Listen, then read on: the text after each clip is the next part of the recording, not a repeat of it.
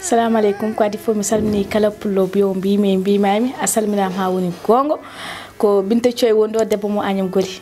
et machallah première mom bon c'était pas facile webano no fewi parce que mi yi artiste aji ngandida horma mo nanannomi e mo jidinnomi zuidude kadi wadano facile vraiment mais alhamdulillah mi pudimo non alhamdulillah min gayni alhamdulillah première yimɓe jeenno ham koye Pindi TV e Amadou Diallo son batti yidude mi e yero Full TV wonko tagi ɗum kadi bon kamɓe fof koɓe gotum dal mais kalto mi sikku wonma arrangement walla kalto mbawɗa yiide hen hoorema kadi toon jahata c'était pas facile parce que ko wayno Mo Mélodie e villageois min mi andanoɓe ko dewgal o tagi min gandidir hen kadi mine Mo Mélodie min jaltidino hen haala anglais min nanano anglais voilà min jaltidi hen village pareil que aussi les autres kadi wadi grand artiste aji ko wano Yacine Sy en et Bébé Aïssa en vraiment c'est un grand plaisir et bandira min jiiɗi wiide moɗon tan yon padamen e keɓal min mbaɗi no première saison dewgal to Fouta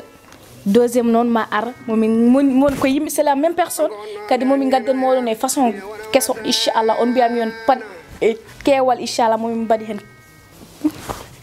momin mbaɗi hen ko weli dal kadi mon ji kadi ko gandano horma kono meeɗano yiide cette fois ci ça va être boum de haala de fansiji ɗi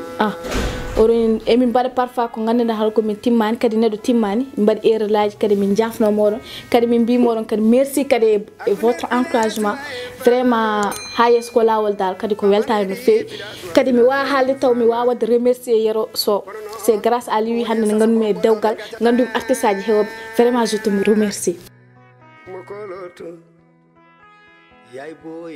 Assalamu alaikum bandiraɓe on calminama mi woni Mohamed Diatch aka Mo Mélodie waɗi ko woni kam ko heewi par ce que ko première fois am joude théâtre rouge min ko musique o ɓurnomi engagade mais vraiment ko expérience extraordinaire min moom weɓani no fewi mais no welno quoi parce que comme artiste goɗɗo surtout musicien walla ko way noon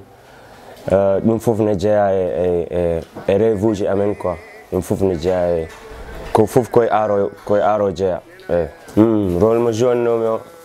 weɓano par ce que ko anglais o mbaddannomi e pular o mbeɗa comme si mi wawano pular no fewi ewa joudude kadi e yimɓe waɓe no Yacine en Yero en village en Bébé Aïssa en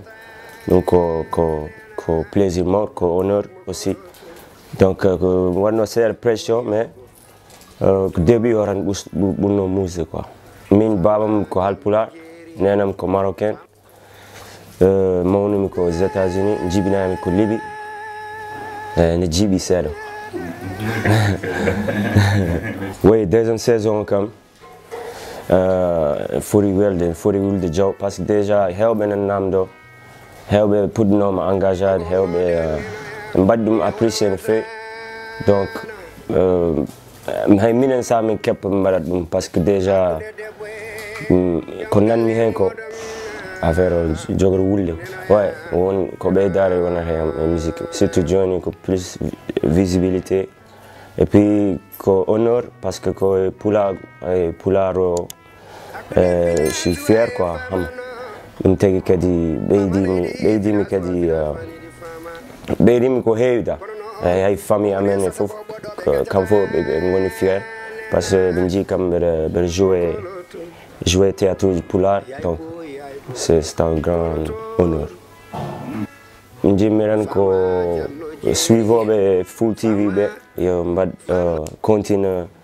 partage et continue commentaire uji mabɓe e like uji mabɓe e ɓe parake deuxième saison dewgal joni ara inchallah. Merci beaucoup Nelson Mo.